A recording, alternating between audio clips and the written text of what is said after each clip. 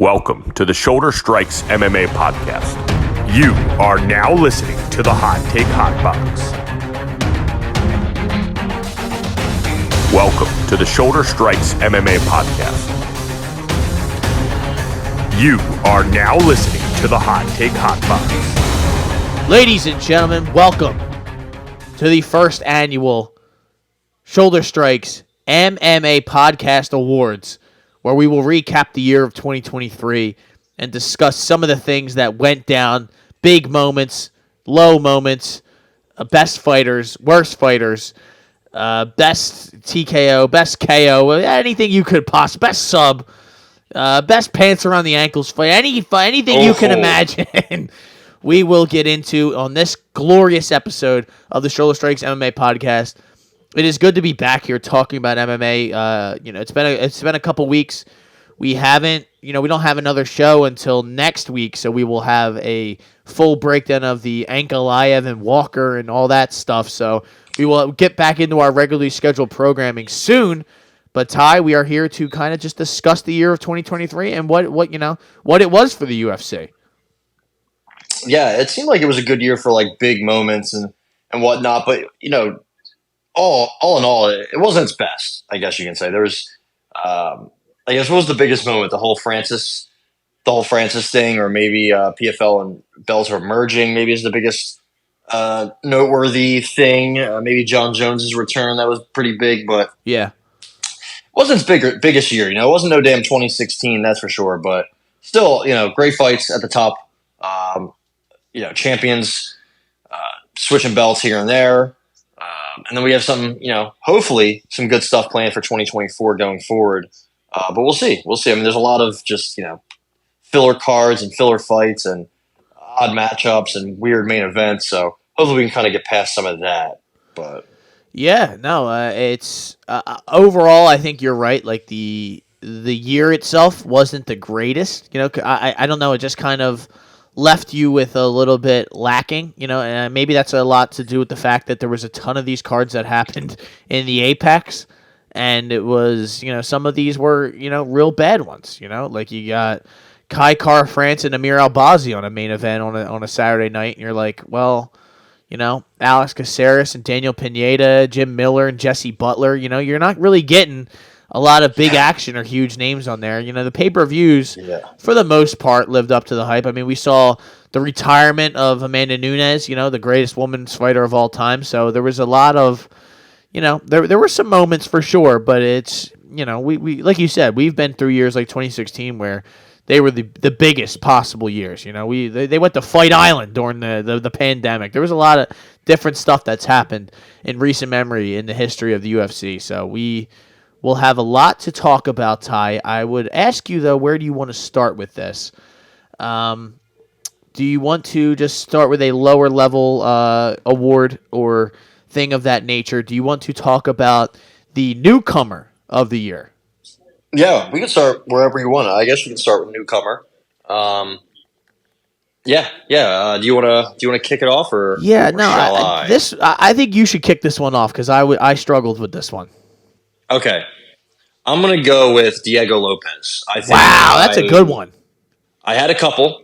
We'll definitely get into it, but I think Diego Lopez, that's the going now. He did lose. He did lose this year. He went 2-1, but his two wins were both in the first round, and were both just quick. It kind of happened really quickly. The Sabatini knockout, the Gavin Tucker triangle armbar that came out of seemingly nowhere, and even the effort he put up in a loss to Movsar Evloev in his debut was great. Was absolutely great. Also, the work he's done as a coach for Alexa Grasso is just amazing. Cannot go unnoticed. And also, he's 29. So, I mean, he's taken some losses in his career. This is probably, it's 2024. I think this is his time to really break through. I guess he's the newcomer for me of the year. But I could see next year him being the breakthrough fighter of the year. It's going to be tough, right? There's so many goddamn studs and whatnot. But he is my newcomer of the year. I saw some people go with Bo Nickel. Yeah, that's where I'm going. I get it. I also saw Elvis Brenner. It would be a pretty tough one. I thought he made a pretty good pretty good debut, I believe. I believe he fought how many times? 3 this year. Zubara Tukugov, great split. Finishes Guram Kudataladze in a just insane comeback fight. Could have been comeback of the year too. And then dispatches of our boy Kanan Khrushchevsky. Was also supposed to fight Esteban Ribovic and Jordan Levitt. So he was really trying to get active this year, trying to throw his hat in the ring. Mr. Elvis Brenner. Ikram Aliskerov also had a great entrance to the UFC, I would say. But let's hear why you got Bo Nickel. I would just say why I'm picking Bo Nickel is because of the just not only the hype surrounding him, but I guess the way in which the hype was behind him, and he came in and he kind of exceeded that hype. Walked like Jamie Pickett was. He's not the greatest. I'm not saying that, but it's just that's kind of a tough matchup in your first UFC fight. We've seen plenty of guys where situation didn't go their way. Things didn't go their way, and the fight looked tougher than it actually was. He made these things look easy, and then Mr. Woodburn gets in there, and he pieces them up with his hands. So to have 2 fights like that, to make 2 dramatic statements, listen, whether it's on the ground or on the feet, I'm going to fuck you up, basically. I think that is why I'm giving Bo Nickel the newcomer of the year, and it just kind of the way he came onto the scene and just made a statement saying, listen, like I'm here and I'm going to be a factor. So that's kind of why I went with that. I wouldn't be mad at the Aliskerov one. I mean, he didn't get to fight Paulo Costa or Nasruddin Imavov, but he's got Fluffy Hernandez coming up in February. That's going to be tough for him. Huge test. I mean, listen, putting Phil Halls out cold and then the flying knee he landed on Worley Alves. Both of those fights and performances were nasty. So Yeah, no, I don't think you could like that. That's an award. Like I like your pick. I like Diego Lopez because he is a guy who I did know. Had no idea who he was, and then just came out of nowhere and made a name for himself. He's just and he's exciting. Like he finishes fights. That Evloev fight, he was in that fight till the very end. I know the scorecards really didn't go his way, but he was threatening submissions the entire time. So. Dangerous guy. So, and the fact that he's coaching while fighting and coaching high-level fighters, UFC champions, that Jimmy has down there, very, very solid. So, I like what they got going on there. I will let you pick the next award now because this is going to be tough for me to go. All right, every award. Yeah. I'm gonna go with submission of the year. It's gonna be tough. I think there's a couple good ones. I'm actually gonna go a little bit. No, I'm gonna do it. I'm gonna kind of. I was gonna go outside the box a little bit. I'm gonna say quick. My outside the box pick was gonna be Jared Gooden and Wellington Turman. Jared Gooden, not a ground guy whatsoever. Wellington Turman is a black belt, multiple-time black belt under Glover Teixeira. Jared Gooden, rear naked choking him, making him tap out was crazy. Right before he got rocked, and then he rocked Turman. Then he hip tossed him into full mount, smashed him with some elbows, took his back. Choked him out. It kind of reminded me of how Fluffy choked out Rodolfo Vieira, except Fluffy's has much more grappling chops than Jared Gooden has. So that was awesome to see. Also, Jared Gooden's jaw was on the line. That was awesome. I'm going to have to go with Alexa Grasso versus Valentina Shevchenko, the rear naked choke. Wow. Heard around the world is my submission of the year. Everything involved, everything included. She was losing the fight. Valentina Shevchenko has never tapped out before. Alexa Grasso was supposed to be this girl who had hands. She was known for her boxing, not really her ground game. And for her to catch Valentina slipping in 0.5 seconds and then put that in, she had that in tight and she was not letting go. And, seeing her reaction after winning the fight, all in all, that was my submission of the year. Shout out to my girl, Alexa Grasso. I am so proud of everything she's done this year. She could even be the fighter of the year. We'll see what happens there. Yeah, I think, I'd love to kind of be the contrarian and constantly go opposite of you, but I think that's got to be it. That really was the submission of the year. If you're going to go somewhere, like, I don't even know, like, would John Jones, I guess, like, would that be the one? Like, I don't even think that was really that impressive. Like, it wasn't. Cyril Gahn provided zero defense there. I guess, honestly, Shavkat's rear naked choke standing against Jeff Neal was pretty impressive. Ariane Lipsky's armbar that just happened against Casey O'Neill, that was very impressive. I think Jair Rodriguez triangling. That was Josh Emmett. Yeah, that was that awesome. was the one I was thinking about, but I just didn't think it was that impactful as much as just Alexa because Grasso. of the fact that it's only happened 3 times. Damon Blackshear's Twister against Jose Johnson is definitely a sleeper candidate. I mean, it's only the third Twister in UFC history. Can you name the other two real quick? Bryce Mitchell. Yeah. And with the Korean Zombie. Yeah, there you go. Let's go. So, and Damon Blackshear, it was just a random fight, him and Jose Johnson, and you're like, nobody's even watching. Like, oh, who cares? Let's get a beer, and then a Twister. I can't explain. You'd be much more better off explaining how hard it is to actually perfect that and get that working and to pull that off, kind of like a spladle, banana split. I've seen that happen a couple times. So yeah, that was a nominee, but all in all, I'm not going to say Alexa Grasso. What she did was more impressive. Rear naked choke's not harder to do than a Twister, but all in all, up against the odds stacked against her, fighting probably the woman's GOAT, one of them. That was crazy, and also rallying like she was not winning that fight. So no, things weren't going her way. Shout out to my girl, Alexa Grasso.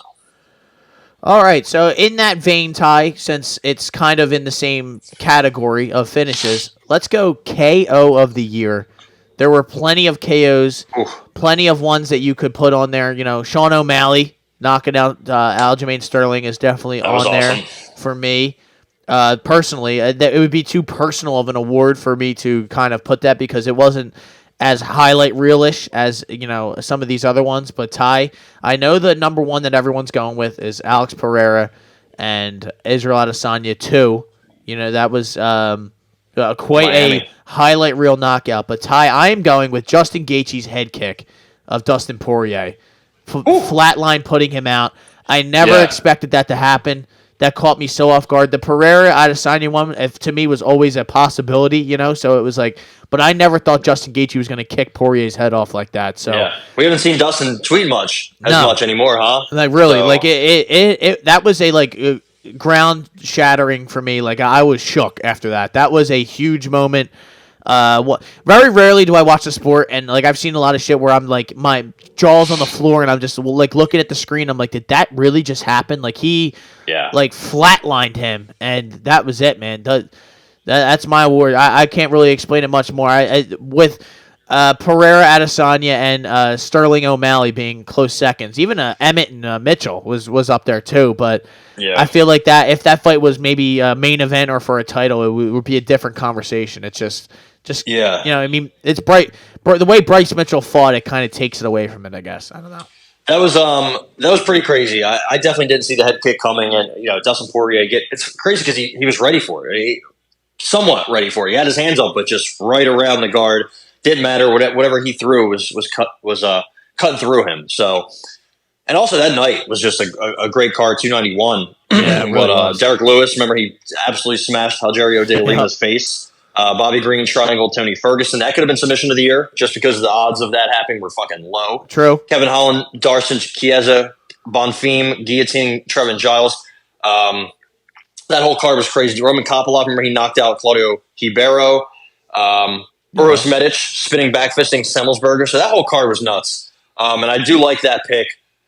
I'm going to go with Josh Emmett and Bryce Mitchell just because of the pure violence. And I want to go with something else, but I do like Izzy Pereira. I also like Islam Volk too. I think that head kick was crazy. Yeah. I mean, the fact that Volk bounced back so quickly after the first fight, it kind of takes a couple points off of it. I'm actually going to reverse course. Wow. I'm going to go Robbie Lawler, Nico Price. Robbie Lawler with the walk-off KO to end his career. Pitch perfect, beautiful uppercut. Nico Price's chin's pretty, shop worn, if you will. But the fact that Robbie Lawler could reach into his bag this deep into his career, this late into his career, in his 40s, we don't really see retirement fights go well, right? I mean, one of the only ones recently was Amanda Nunes, and that fight sucked ass. But she won, and she was, it was a good send-off. That doesn't really, remember Shogun? They were trying to get Shogun a nice win to end his career for a while. They tried doing the same thing for Little Nog, and Ryan Spann fucked him up bad. I remember I had money on Ryan Spann that fight. Shout out to Superman.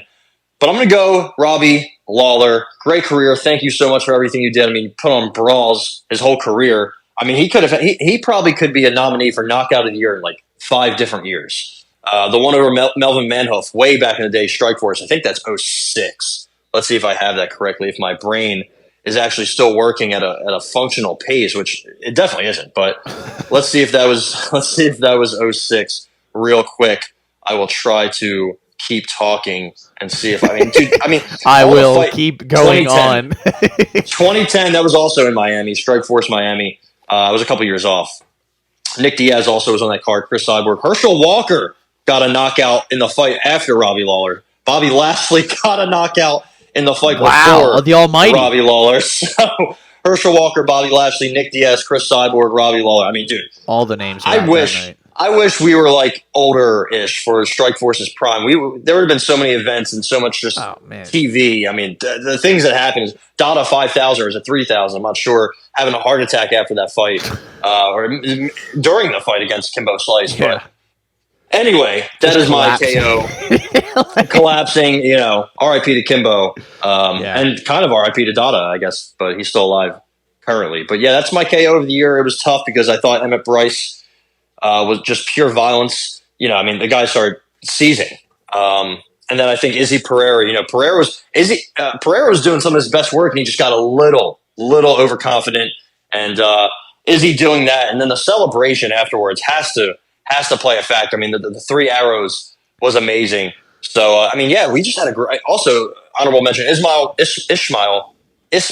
Bonfim against Terrence McKinney. That was bad. That was loud. I don't know if I've really heard a knee connect to the skull as loud as that one. I know the Ben Askren Jorge Masvidal one will always go down in history, but man, Ismail Bonfim, the switch knee and just the sound, and McKinney, I believe, neck planet, if you will. So yeah, there are RKOs of the year, and going forward, starting 2024, I'm going to try to start writing these down as they happen, so I don't forget. I think that's something I'm going to try to do, but we got so fucking many of them that it's hard to keep up with. It was kind of tough, yeah. It really is. It is your turn for the next award, my friend. So you can. Okay, I will go with upset of the year. Upset of the year. I think there's a couple ones. This is tough. I have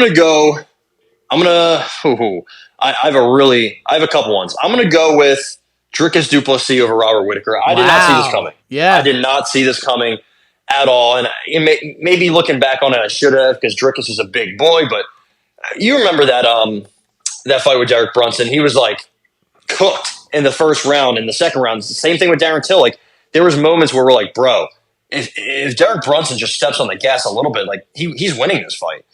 I did not see that coming. I thought Robert Whittaker was so solid all around, getting rocked and hurt, and almost the finishing sequence starting with a jab was not on my bingo sheet. So I will, and I also had money on Robert Whittaker. So I will. There's a couple.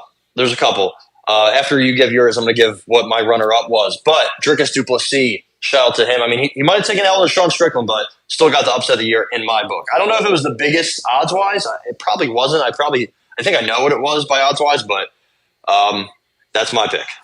I think probably, I don't know if this is true, but odds-wise, it might have been Alexa Grasso. Because that was just such I was going to go with that. I really wanted to give her another one, but I was like, let me mix it up. Mine would be Sean Strickland over Israel Adesanya. Yeah. I never in a million years did I think that was going to happen.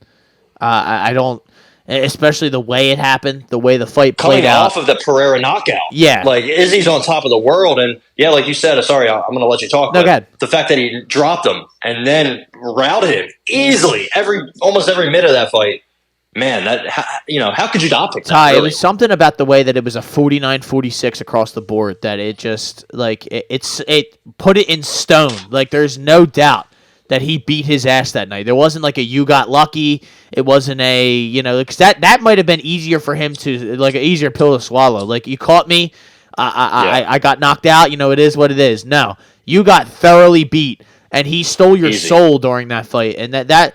And I'm telling you, never in a million years would have thought that Israel was going to let that happen. But from Sean Strickland, who we saw get put into the shadow realm by Alex Pereira. So that was a crazy thing for me to see. Another one I would like to talk about too. UFC put this article together. It's one of the worst articles I've ever seen too, because they put together some bad ones. They're right, because I forgot about this. Bobby Green and Grant Dawson.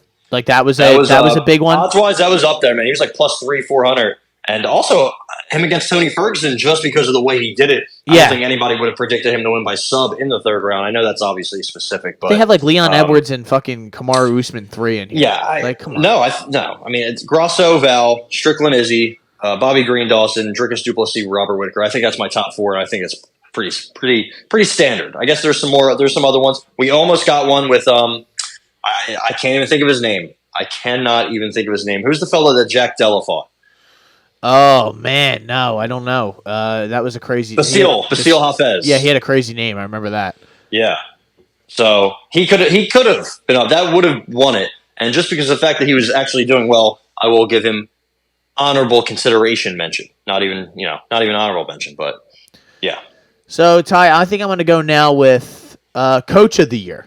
I think we should get that one out of the way. And I think this is probably an easy one for me and you. I think it's, without question, Eugene. No, I'm just kidding. No, that guy. Oh, my God. My phone was out of my hand almost. That guy will. I just knocked my water over so bad. Hold on. You got pissed at yourself. Hold on. All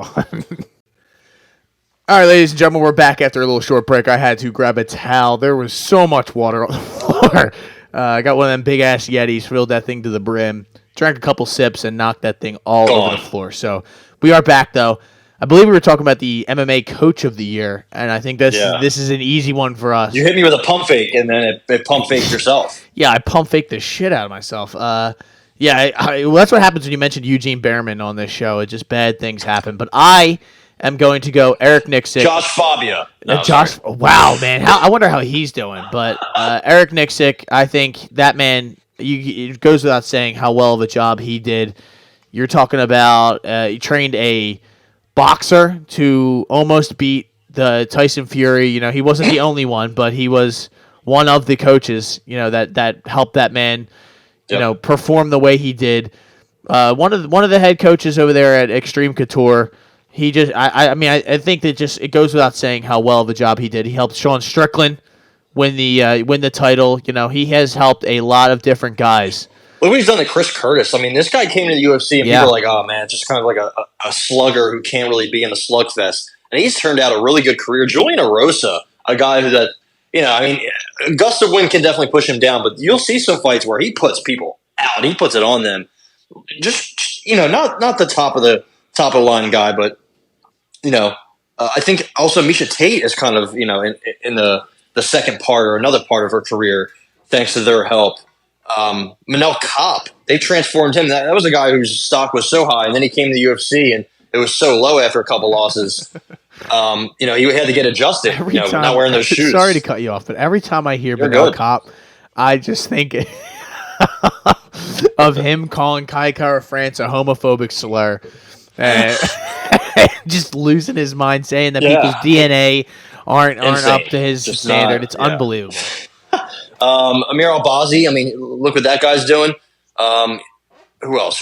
Sada Boussy, they turned his career way around. I know he's coming off a loss, but the Swedish Denzel Washington has made himself some money in the PFL. There's so many different guys in that gym. Daniel Zellhuber, that's their next prodigy. Javid, the Boshrop brothers, your boy, Mr. Nick. So, dude, see the things that Eric Nixick has done over there with I'm trying to think of the other Ray Sefo. He's awesome. Jake Shields, that psychopath, he's great. And in the boxing realm with Francis Ngannou and Dewey Cooper, Eric Nixick. He listen. If you want to take your game to the next level, I don't see why you're not moving yourself to Vegas. Right? Is that where Extreme Couture is? Not. It's not Miami. Okay. I don't know why you're not. I seriously don't. I thought there was somebody recent. I guess it was Manel Kopp kind of got out of his comfort zone and moved his whole life to Vegas. I don't know why you're not doing it. I really don't. The PI's there, and Eric Nixick and Extreme Couture there. Eric Nixick is not like, what's his fucking name? Saif Saud, where, Saif Saud, I would love to, he's probably number 2, but sometimes he can bump heads. He's a little bit in your face. Eric Nixick's kind of like a friend also, kind of like a friend, a brother, a teacher, a mentor. He's all the things. He seems like an amazing person. I've only heard good things about him from Morning Combat, the guys over there. They always interview him. He seems awesome. So, no other choice. Easy, absolute late. boxing also has a layup in Coach of the Year. It's Brian McIntyre, the Terrence Crawford coach. Him and Eric Nixick just absolutely changing their fighters' lives this year in all aspects. So shout out to them. Shout out to them. Is Marvin Vittori with them too? I thought he was, but I don't know if he is anymore. You never know. These guys hop around, so it's tough to keep. They hop around, and also Vittori has been, he should take some time off. But I don't see what gym he's with anymore. But it says he's fighting out of Vegas, so I feel like he was or is with them. He's fighting Brendan Allen soon, so there you go. So much for time off, even though that will be 10-month layoff. So we'll see about that. Yeah, so that was a pretty easy award to give. So now it's back to you. I cherry picked the easy one. All right. I'm gonna do a quick little build up to the top ones. Best card of the year. Ooh. There's a couple. I mean, there's a couple, and it seemed like they kind of happened in quick succession. 285, 290, 295 were all amazing. I'm gonna go. 287 was also good. I'm gonna go UFC 290. I think that card had all of it. So you start the card off, and you got Esteban Ribovic, Cam Wellikirk. You're like, whatever. Jesus Aguilar follows that up with an absolute, just huge KO. I mean, I guess this could have been KO of the year, or at least an honorable mention of Shannon Ross. Sleeps him in 17 seconds. Cameron Simon smokes Terrence Mitchell in a quick fashion. The Vitor Petrino-Prochnio fight was crazy. He ends up triangling him, his first sub, I think, of his career. Alonzo Menafield, Jimmy Crute, absolute barn burner. Menafield guillotines and didn't see that coming. Denise Gomes sleeping Yasmin Yolagi. Did not see that coming at all in 20 seconds. We had a lot of quick finishes on this card. We finished the prelims. We have Tatsuro Taira. He takes care of business, seeing an undefeated fighter. That was cool. And then you end the prelims with Robbie Lawler walking off and Nico Price into retirement. Maybe for both guys, hopefully. Insane prelims. Now the main card starts. Bo Nickel, boom, quick finish of Val Woodburn. Always good to start a card off with like a top prospect. Doesn't matter who he fights, he's going to get the job done quick. That's how you start a main card. After that, Dan Hooker, Jalen Turner, absolute war. Dricus Duplessis upset over Robert Whitaker. That was crazy. Pantoja Moreno. We'll talk about that one. That could be fight of the year. And then you had Volkanovski and Yair. It wasn't the biggest moment, the best fight, but that kind of was the moment we were building up to. We wanted to see Volk. You always want to see a top pound-for-pound guy at the top of these cards, and you did, and he took care of business in the third round. But everything leading up to that, it just kept going. That is my card of the year. That took place at the T-Mobile Arena. I think that was July 8th. Is that International Fight Week, right? Which one, 290? 290? Yeah. That was International Fight Week. So, and how many times does International Fight Week cards, how often does it actually, come through and kind of give you what you wanted? Not often, right? Sometimes they really have to try to get the top guys or top women in Ronda Rousey's her fight. Try to get them on the top of the card. But this was my card of the year. I mean, dude, just looking up and down, I remember this night. I'm like, yo, what the fuck? Like, people were going night. So that's my pick. And I think it's tough to beat. I really think it's tough to beat. I got to go somewhere else. I'm going to go UFC 285 from March. Ooh. John Jones, Cyril Gane. That was the night of Alexa Grasso and Valentina Shevchenko, the original fight. Shavkat's submission of Jeff Neal. They were back-to-back, which was crazy. Mateusz Gamrot and Jalen Turner was a fucking... That was good. Yeah. What do we have? What else do we have? We had Bo Nickel leading the card off with the arm triangle of Jamie Pickett. Cody No Love with his unanimous decision against Trevin Jones. That was sucks. Yeah, that was DDP pounding Derek Brunson into the PFL. So that was that was pretty crazy. That was awesome. I don't really remember the Amanda Hebas-Arujo fight. That fight was pretty good, if I remember. Marc-Andre Barriol, he took out the Cuban Missile Crisis. That fight was crazy. That was crazy. Marquez was looking good in the beginning, and then Kendra Lust wore off. Yes, Kendra Lust always wears off, dude. It's at some point, tell you about it. Take enough showers. Ian Gary took out Song Kanon in this, and that was the one where he got rocked and had to fight back. So that's what made me. This is a good one, man. Yeah, I kind of forgot about this. That's what made me pick this, because it was like it was so long ago, but it had like guys like Ian Gary. It was fifth fight of the night. You had Cameron Simon, Tabitha Ritchie took out Jessica Penne, which congratulations, Baby Shark, Basharat and Damon Blackshear, which I remember that being a good fight.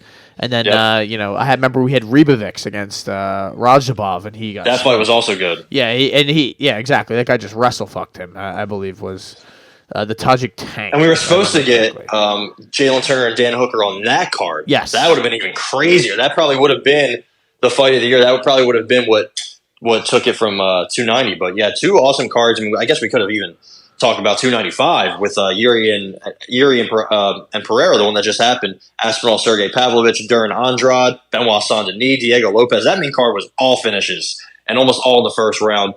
But, had a couple fights in the prelims. So there's so many goddamn cards, honestly. So I think we don't have many left, right? I think just two. I think we just have the two at the top. All right. Yep. So I think I'm going to no. Did we do fight of the year? We did not. So I think we'll do that. We'll do that first before we get to the male and female fighters of the year.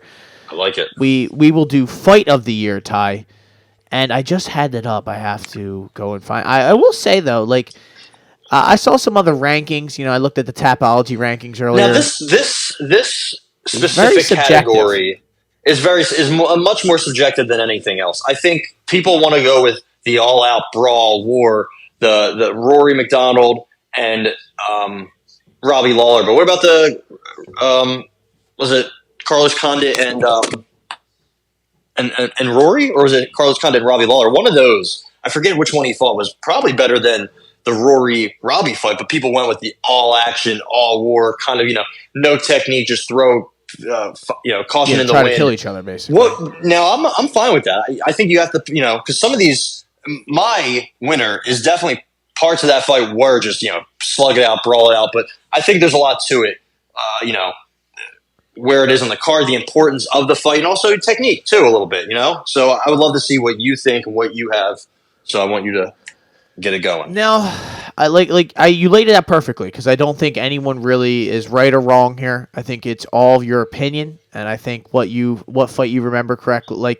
I didn't go back and just watch this fight because there were so many of them. I didn't have the time to just watch all of these, but mine right off the instinct was Moreno Pantoja this from the summer, because I remember that there were parts of it where it was slow, but it was so, like you said, back and forth, and just like Moreno was kind of slow, and then Pantoja would gas out a little bit. Moreno would fucking put his foot on the gas and start coming back. Like I remember just being so evenly matched and back and forth. So like that's what the one I'm going to go with. If I was going to go the other way and go, like, if I could name a backup, I know it's kind of corny because it just happened, but that Irina Aldana and Karol Rosa fight was incredible.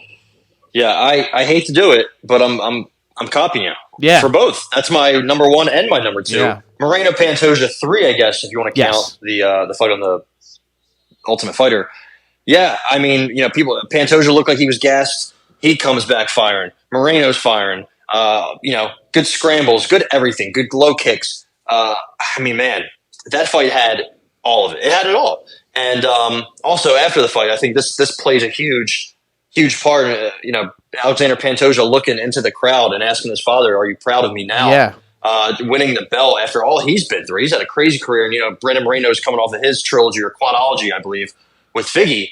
That was one of the moments of the year. If you want to break down the moment of the year, Sean Strickland winning the belt is up there for sure, and Grasso. But moment of the year, absolutely Pantoja doing what he did, his post-fight speech, and just his performance as breakthrough to finally reach that top of the line, top of the food chain. Yeah, I absolutely agree. That Tapology is number one, which I just don't really agree with. I saw that. It was great, but it was kind of Volk Makhachev won. I want to say it was one-sided, but I went back and rewatched it like last week. I thought Islam won 4 rounds, maybe three. Volk coming back in the 5th round, almost, at least somewhat coming close to maybe rallying and getting a finish. That was awesome. That was crazy. But I'm not sure how that's better than Moreno Pantoja 3. And I guess Jeff Neal Shavkat was also up there. I think that was my number 3, though, was Justin Gaethje, Rafael Fiziev. I thought that was just amazing. Dan Hooker, Jalen Turner was right there, too. I thought Jalen Turner started to slow down a little bit. And then Glover Teixeira, Jamal Hill was kind of one-sided, but Jamal Hill broke absolutely just shattered records. He put up flyweight volume at 205. That was one of the more that if I had to do a performance of the year, that was also in my top 3, top 5. Kelvin Gastelum, Chris Curtis, that's a sleeper also. So I think we both kind of hit the nail on the head there. So I guess it would be your pick. So I guess you want to do. I guess we should save the male fighter of the year for the last one, and then we do the female fighter of the year. I guess first. Yeah. If you want, I can just give you both my picks. I think they're both easy. Okay. They're both slam dunks, and I don't think there's really much arguing it. But I could definitely see other avenues. I'm going to go female. It's got to be Alexa Grasso. Has to be Alexa Grasso. I don't know who else it could be. I thought about Erin Blanchfield, but doing what Alexa did. Winning in the way she won against Valentina, and then coming back in the second fight and powering back to a draw. She was losing both of those fights, and she rallied back and didn't lose either of them. I know she went 1-1 or 1-0-1, but pulling through after she beat Viviane Araújo in a good way, but not a decisive way. And I don't think anybody said, "Oh yeah, she's the one to beat Valentina." I don't think that really happened. Nobody really counted on her. Everybody counted her out, including me. I've been a big fan of hers for a long time, so I think it has to be her, female fighter of the year. And for male, I'm going to go Islam Makhachev, beating Volk twice, finishing him the second time, having a fight of the year candidate the first time. I know it wasn't in 2023, but coming off of a just demolishing of Charles Oliveira, it's got to be my fighter of the year. There's other nominees for sure, and I think that's probably the hipster choice, but those are my picks. Yeah, Ty, I have a tough time disagreeing with anything you basically just said. I'd hate to be the boring part of the podcast, but honestly, the truth is the truth. You have Alexa Grasso, who had the biggest win, the upset, whatever you want to argue, of the year. One of the upsets of the year, I should say, because I didn't have it, but you did. With that sub of Valentina Shevchenko. Really, it's tough to pick. I think it's tough to pick this award due to the fact that these people only fight twice, 3 times a year, and you're kind of comparing, what they did in their 2 to compare to someone else. But I think really, who made more of an impact in female mixed martial arts than Alexa Grasso this year? Because you did not get, did we even get any Weili fights this year? If so, was there one? Yeah, that was right. She fought Andrade, I believe. Yeah. Absolutely smashed her, right? No, Lemos. Yep. Oh, yeah. Sorry. That's what it was, right? I'm mixing it up. I can't remember. She only fights once. Nope. Yep. She fought Lemos in August. It wasn't actually that long ago, but she only fights. Seems like she's going to do the once a year. She did 2 last year, but it's just tough. It's tough to do this award, like I said, because you only have so much to go off of. I am also going to go Islam Makhachev. I think his 2 wins. I think you could also go Sean Strickland, just off of what he was able to accomplish this year. Wins against Imavov, Abus, and Israel. I think that's 3-0. I mean, it's worthy. It's coming off of the brutal knockout loss too. So I think he was a good option. I saw some people say Leon. Being Usman and Covington the same year, no matter what circumstances, I definitely got to respect that. Pantoja had a great year. My sneaky pick, or actually, I have an honorable mention, or I have 2 honorable mentions that I think are really solid. Benoit Saint-Denis, our boy, 3 wins, 3 devastating finishes, 2 of them in the first round, to 3 pretty solid fighters. Ismail Bonfim, Thiago Moises, Matt Frevola. Those are 3 damn good fighters. I don't care what anybody says. And the way he did it, I guess he could be a breakthrough. If we want to go breakthrough, it would be him and Blanchfield, at least for me.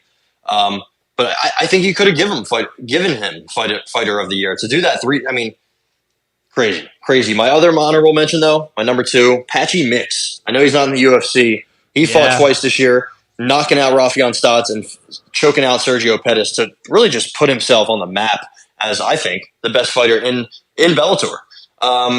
So, also, PFL and Bellator merging, PFL doesn't have a 135-pound division. How fucking pathetic is that for starters? Yeah. Two, I don't know what their plan is for Patchy Mix. I think what they're doing, I think they are just absolutely hurting their potential with some of the guys they have. Patchy Mix is one of the best fighters in the world. I would love to see him come to the UFC's loaded 135-pound division. Whoa. And then see what he can do. But after beating Magomedov the way he did, after beating Horiguchi, after smoking your boy James Gallagher, and rallying kind of his career from that loss to Juan Archuleta, teaming up with Tatiana Suarez, forming the best MMA power couple in the sport, in my opinion. Amazing. He's still 30. Like, this is his prime, and he's just getting started. So that would be my outside the box honorable mention. Yeah, I also think somebody I would put in there is Driscus. Because that guy had himself a year with 2 finishes of Derek Brunson and Robert Whitaker, and the Robert Whitaker one, still, I'm with you in that sense where it was like, dude, we never thought that was going to happen. No shot. We looked months ahead and said, yo, we're putting that in our parlay. Like, I remember. Yeah.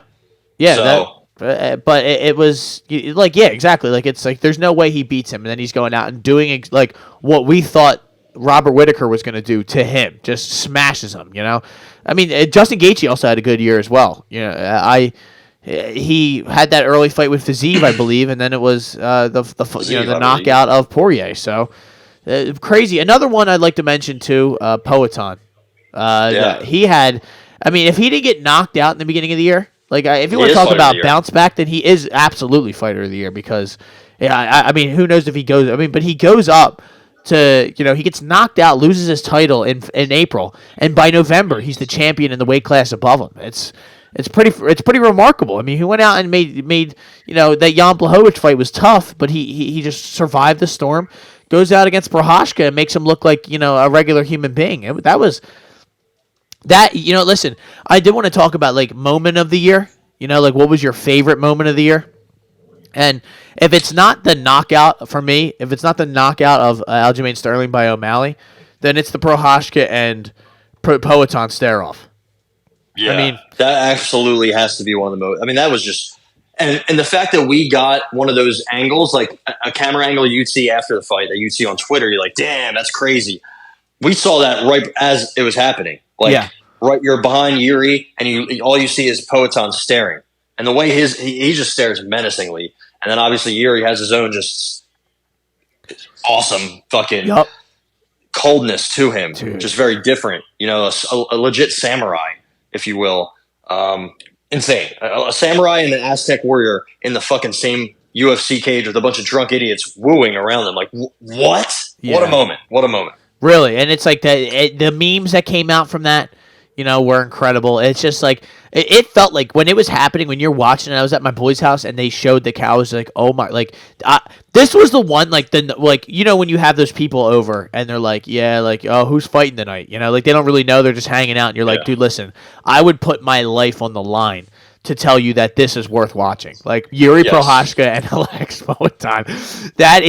That's it. That's mixed martial arts. That is 2 psychopaths getting in there and fighting. Who got one guy who thinks he's an ancient Brazilian warrior, and the other guy thinks he's a samurai. He's from like fucking the Czech Republic, and he thinks he's a samurai. He thinks he's a he follows the Bushido code and stuff like that. Yeah. One guy's going on darkness retreats. The other guy is trying to drown his sparring partner and coach in a river as like practice. They're drowning each other. That's what they're doing. Fucking insane. The fact, crazy. Nothing will beat that. So that's why I did just want to make mention of that. Lots of people using homophobic slurs. I still remember. Yeah, that's still one of the. What was the other? What was that guy's name? The other one that did it.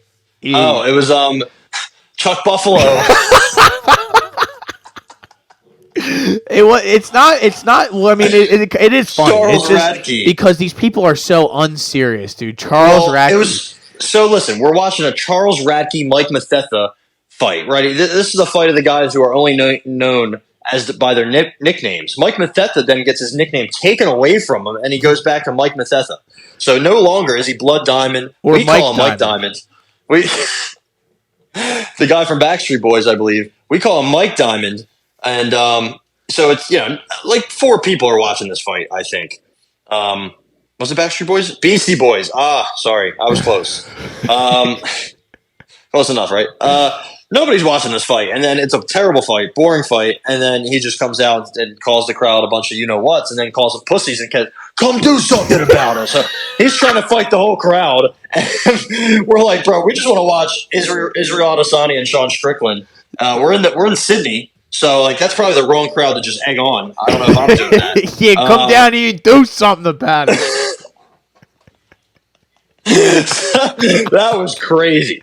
That was at least the Manel Cop one was, I guess and kind DC, of after DC didn't Sean know Strickland. what to do that whole night. Like he had the mic. He's like, the first one he just let go for way too long. He's like, all right, I'm not going to do that again. And then Manel Cop going on and on and on and finishes it with it. He's like, oh, jeez. He was waiting for it. He's like, I'm just gonna keep talking, and then your whole team. And it's like, what's he gonna call them? Pussies, bitches. It's a bunch of. Damn it. He said that. Fuck. Cut that. Cut DC. Cut the mic. Oh man, yeah. There were some moments this year. Is there any like suspensions or anything like? Well, there wasn't anything like Conor crazy McGregor, that we missed talking about. I mean, Conor McGregor just didn't fight. Yeah, and I guess now he's teasing a middleweight fight. We should talk about that. I guess Conor McGregor, Michael Chandler made for, I believe the International Fight Week this year is going to be January. I wish it was June 29th.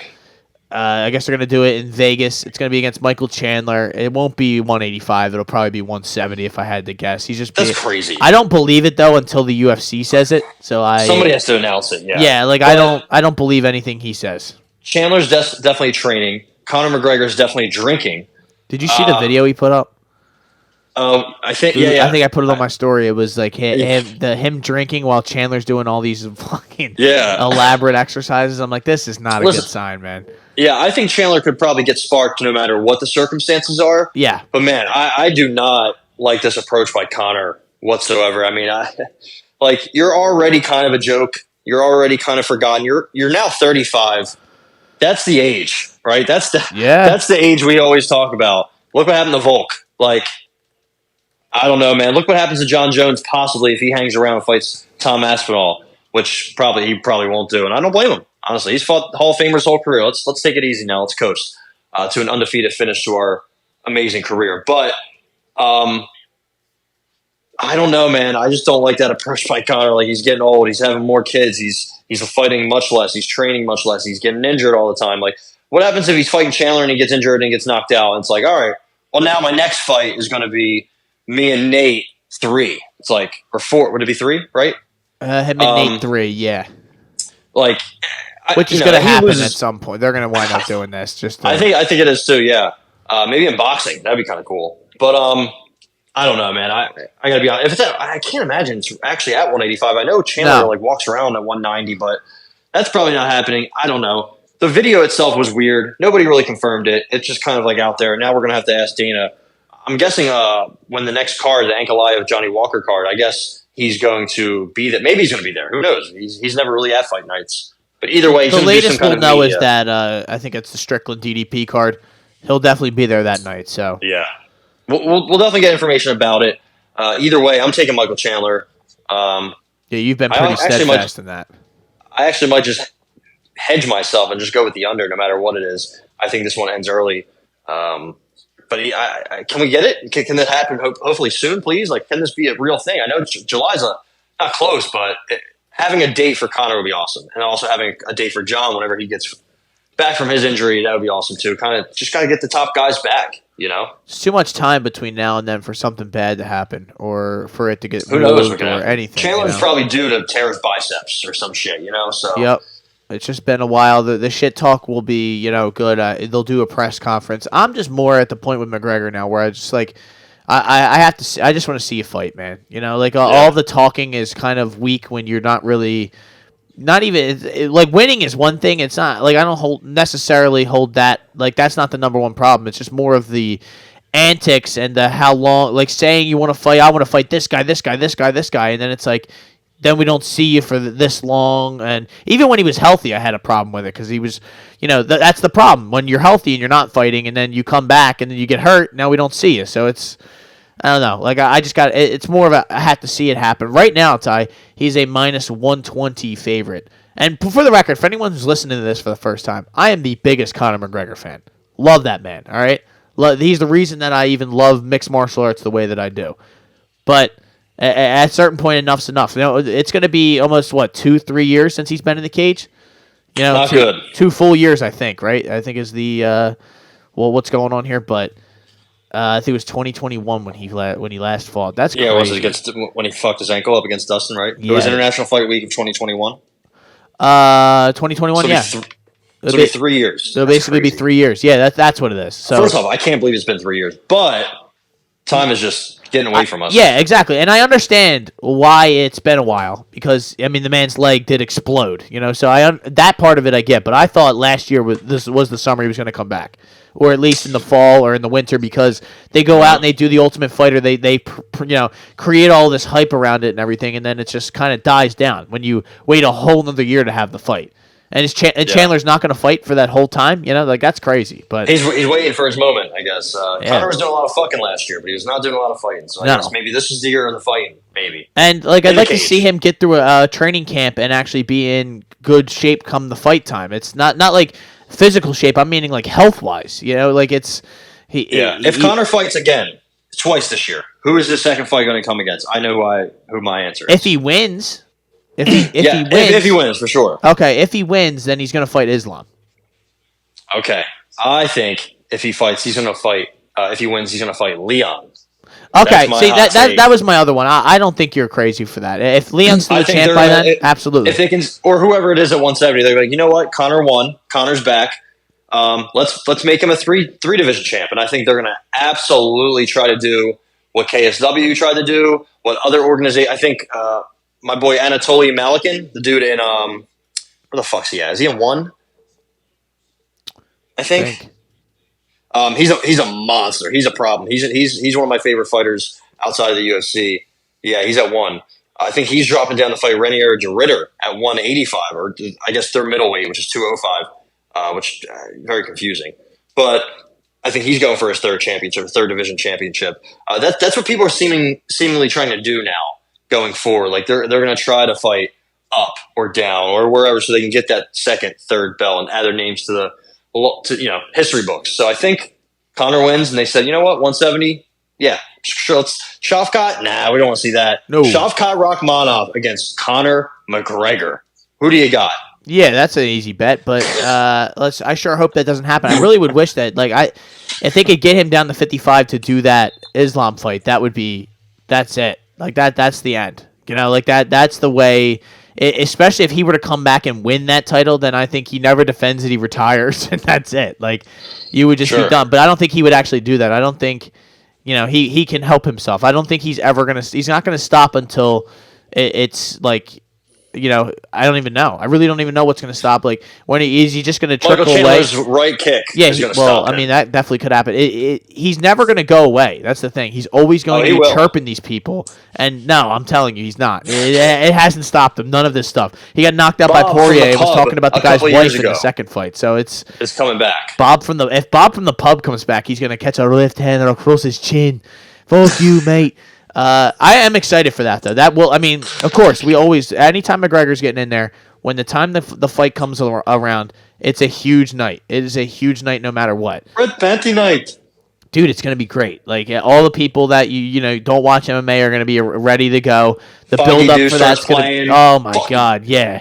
Chandler's running out there, stocky as shit, throwing bombs at him. It's going to be scary. It's going to be a scary, scary night for McGregor fans all over. But it will be scary for Chandler fans because that power is still real. And we'll have to see what shape he's in. There's a lot to go into that. But we would like to hear about your boxing. I know you have a couple boxing awards that you wanted to give out before we got out of here. Yeah, I thought it was a good year for boxing, specifically women's boxing. They had a great year. Going forward, they're going to have an even better year. Hopefully, we get Katie Taylor, Amanda Serrano too. That'd be awesome. I guess I'll start. I'll just start with my fighter of the year. I think my fighter of the year is going to be Nia Inoue, going from undisputed at 118 to then moving up to 122 and becoming undisputed there. I think he's going to settle in here at 122. But this guy's scary. They call him the monster for a reason. Probably the best. He just fought Marlon Tapales. He just ended the year with the fight. He ended the year of boxing, I should say, of 2023 with an absolute nasty straight right that he just kept landing so quick, so powerful to Marlon Tapales, who was hanging around. He did pretty well. I mean, listen, I know he's going to run into some trouble or run into some guys that are here, but man, what he did to Stephen Fulton was just, laughable. I mean, he just did whatever he wanted. Stephen Fulton's damn good and naturally bigger than Nia Inoue too. So Nia Inoue, I think, could be. I mean, dude, this guy has like serious GOAT potential, but obviously not fighting in front of many on many television sets in the U.S. That's going to change going forward for sure. And man, if we could match up with him and Jesse Bam Rodriguez at 122 in the future, oh man, that's going to be something to watch. But I think he's my fighter of the year. Terrence Crawford, he only fought once, but he fought Errol Spence and he just beat the fucking brakes off of him. So I guess he has to be considered. Devin Haney, in my opinion, should be the runner-up. He beat a Hall of Famer in Vasily Lomachenko, moved up to 140, pitched an absolute shutout against Regis Prograis. So good things are in the future for him. I'm going to go with, I guess, breakout fighter. I'm going to go with David Benavidez. David Benavidez is on the map, and I think he's got Canelo in his sights, and I think he might be able to beat Canelo. So I think David Benavidez is the breakout fighter here. Tim Tszyu is also in consideration. He's a beast. What else? I think I'm probably only else going to go prospect of the year, and then I'll go with fight of the year after. I'm going to get you to chime in a little bit. Prospect of the year, I'm going to go Bruce Shoo Carrington. I've been talking about him for a little bit now. If you can remember the nickname, he's from Brooklyn, 26 years old. He went 5-0 on the year, 3 knockouts. He's got great size, 5'8" at 126. Got elite boxing, killer instinct, good mix of talent. He fights under Top Rank, and I think he's ready for the top guys. I think he will get a title shot before this 2024 year is up. Also, Olympian Andy Cruz, he won a couple gold medals. I think he beat Shakur Stevenson, if I remember correctly. He was a Cuban amateur. I think he's 28, 29 now, so he's just turned pro, and man, he's awesome. He's really good to watch. He doesn't have that many fights in history. I think he's only 2-0, but what he did what he did as an amateur was very impressive. And also Floyd Schofield, another just dangerous guy to watch.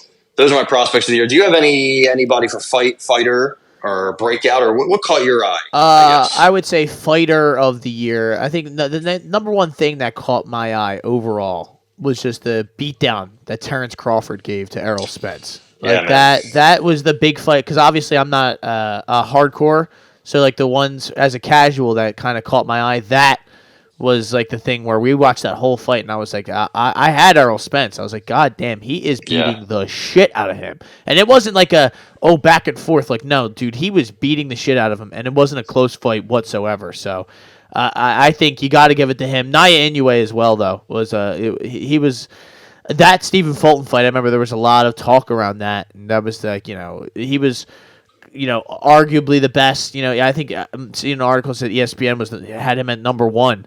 At 122 at one point, and he was on, trying to get pound for pound recognition, and he goes out and beats the brakes off him every second of that fight. He dominates him. So I was very sad. I'm a big Stephen Fulton guy. Yeah, I mean, he's a Philly guy, right?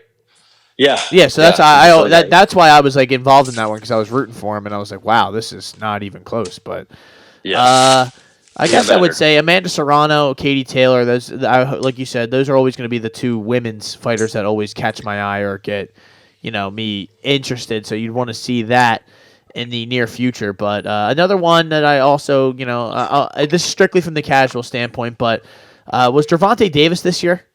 Was that against Ronnie Garcia? One? Yeah, that was a show. All right, that's why it feels like it was so long ago, so I never know. But that was a big moment for me. He fought twice this year. Remember, he fought Hector Garcia after he fought Rolly. Knocked Hector Garcia out. That is not Gervonta Davis anymore. He's also known as Abdul Wahid. What? Yeah, he is a converted Islam now. He is converted to Islam, I should say. Well, Abdul Wahid. Listen, you beat up your girlfriend and then convert, change religions. I guess that's the whole thing for Gervonta Davis. But no, all jokes aside, that is not a joke, because that is all serious. He had a good year, but he also had a bad year. He had an up and down year, but I think now is the time to capitalize. Fight Devin Haney, fight Shakur Stevens, fight somebody. Stop tweeting, stop calling people out, stop asking for 70%. Come on, just like he has not fought really anybody. Some of the guys he fought were kind of past it. Santa Cruz, Gamboa, Barrios was a good fight, but he almost he was pretty good. Isak Cruz took him the distance. And Ryan Garcia is not on his level, so time for him to step up, fight the pound for pound best, and we can see what he's got. I mean, I like his chances against anybody, but I also think he's going to give away rounds and lose rounds to pretty much anybody. So it'll be interesting. The true knockout or bust kind of guy. So he could have knockout of the year, I guess, if you wanted to consider him. But I have a couple, or I guess fight of the year. Good. Actually, knockout of the year, real quick. Junto Nakatani against Andrew Maloney. I don't know if you remember that one. Overhand left that sent that motherfucker out cold. Hey, man. Bad. Anytime a guy almost gets knocked out of the ring, it's, that's good. always fun. There was a couple of those. I don't know if you remember Brian Mendoza knocks out Sebastian Fundora as the commentator yells, "Timber!" which is crazy because he's 6'6" welterweight, which is wild. And he went down. He didn't get back up either. David Morrell, my boy, at 168, he knocked out a fellow named Yamauchi Falcao on short notice, put him out bad. He almost he had to step over him because he knocked his corpse out in front of him. It was wild.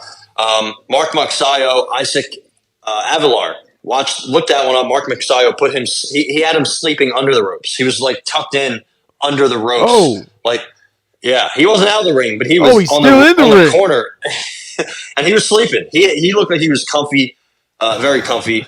A fellow named Ellis Zorro had one of the best over a guy named Hosea Burton, but then he got by Jai Opataya on Day of Reckoning card. He got put out bad. He got put up against the ropes. He was sitting upright yo, I'm just here chilling. I'm hanging out. I'm chilling. But he was out. So those are my KOs. Fight of the year, I guess I'll go with Jaime Munguia, Sergey Derevyanchenko. It was on DAZN. It was a brawl. Just started early, and there was just all these ebbs and flows and back and forth.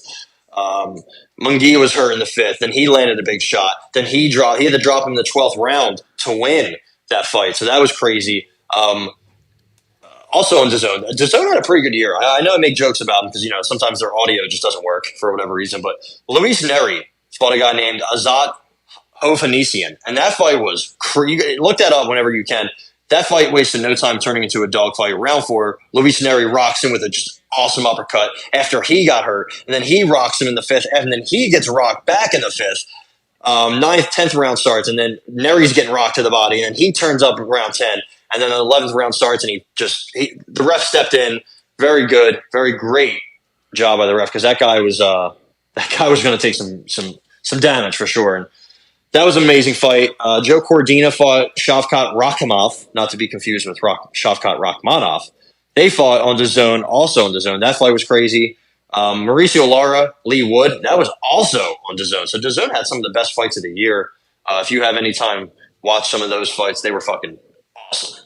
I got one that was that I thought of that I was very entertained by, and I thought the judges were wrong, but it was still a good fight. Devin Haney and Lomachenko. Lomachenko always gets me to the TV. So does Devin Haney. So that was a pretty good fight. So a lot of people I saw had that as fight of the year just because of how great they both are. Everything around it, yeah. A lot of people also I saw had Lomachenko. I think it could have went either way. Honestly, I think it could have went either way. So I'm not really mad at it. But I did have Devin Haney edging him out 7-5. Great fight though. Great fight.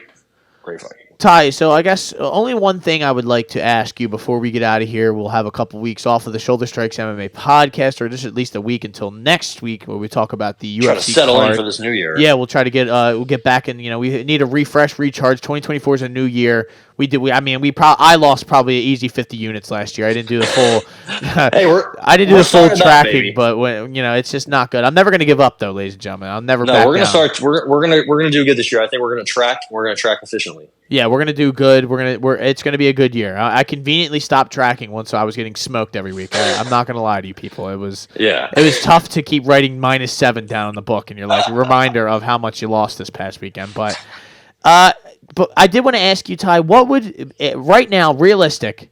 What would be some of the fights that you would put on UFC 300, even just the main card? I mean, maybe you can name a couple that would pop into your mind. I have a few that I think are gonna happen. I'm not too excited about, but it is what it is. What do you have in mind for UFC 300? If your name was Ty White. Ty White. I like Alex Pereira, Tom Aspinall at heavyweight for the belt. Why not? Why not? BMF belt on the line. Justin Gaethje, Max Holloway. Turn me up. I think that would be a great matchup. I think I know who wins, but you never know. You never know. I think you bring back Ronda Rousey and you match her up with Misha Tate. Boom, run it back. Misha Tate is at least fighting and still fighting, right? Ronda Rousey, there was rumors of it being a thing, but obviously probably not happening. We're a couple months away. It could happen. Wonder Boy, put him in there with Colby. I put that on the prelims maybe. I like that a lot. I think you put Cody Garbrandt in there with Davison Figueiredo. Create some violence. Okay. Who could you put Bo Nickel in there with?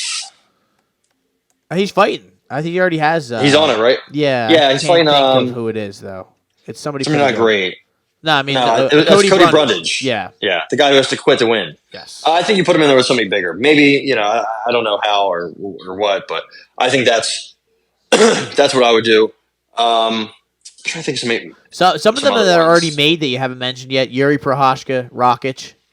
Love that one. That's happening. And Aljamain Sterling and Calvin Cater. Aljo going up to 45. Yeah. So I love that one. I like that one too, man. That's a good one to make. Yeah. No. Could even say Alex Pereira, Jamal Hill. Yeah. I think Jamal Hill should be back somewhat around that time. Charles Oliveira, Armin Sarukian could be a direction you go. Sergey Pavlovich, Cyril Gane could be a nice little bounce back fight. Even Wei Li and Alexa Grasso, they tweeted each other. It's like, yeah, I respect you. Do you respect me? Let's fight. So that would be nuts. That fight would be crazy. Yeah, I mean, I guess Chimaev and Bo Nickel, 185. What do you think? I wish. Also, Chimaev's not looking good lately. I don't know if you saw. See that, man? He's oh my god, at all, dude.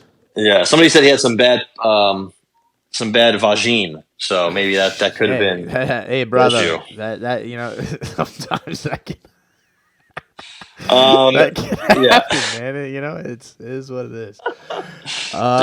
So yeah, listen. A couple of guys are taken out because they're going to be fighting early on. So this isn't not in any order, but these are fights that I would like to see kind of maybe form themselves or matriculate. Dustin Poirier, Nate Diaz.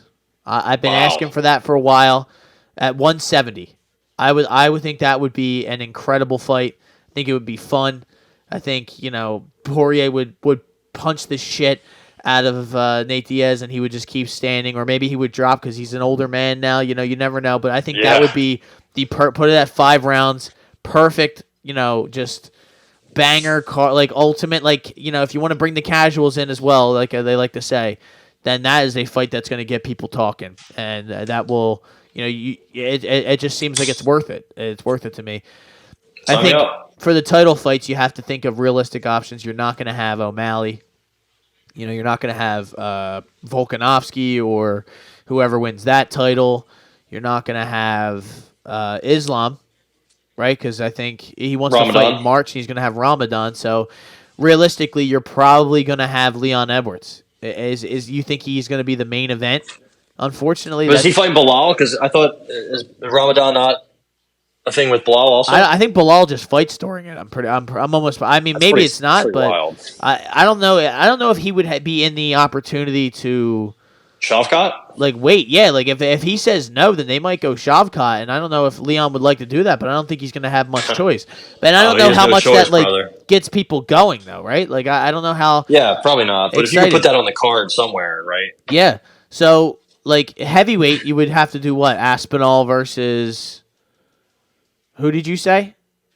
You said Peloton going up? Ferreira, yeah. So that would be, I would like that. And if they could do Aspinall and Stipe, then you could do that as a main event. But even that, that's like a, I think you need something that's going to catch people's eyes and get them to the TV screen. So that's why I think you would have to have fights like the Nate D. Because this card, it's starting to look like this card's not going to be as good as we want it to be. That's probably accurate. Yeah, because you just look at some of the matchups that are possible, and at least this January Strickland and DDP. If Strickland gets it done, then maybe you could run back Adesanya if that's what he would want to do. But other than that, there's not really many options for him to. Maybe Leon goes up then that would be kind of a big fight, I Maybe guess. Islam goes up. Maybe Islam goes up. That would be, if he could wait till April and they could do that fight, that would be incredible. That'd be pretty crazy, right? Yeah, I think the main event would probably. I think it's probably going to be. I don't know if it's probably going to be, but this is what I would have. If Jamal Hill's ready to go, I'm with you. I think it would be Alex Pereira, Jamal Hill. Yeah, that seems like it's the best fight that you could possibly do of all of them. Leon Edwards and Bilal Muhammad on that card as well.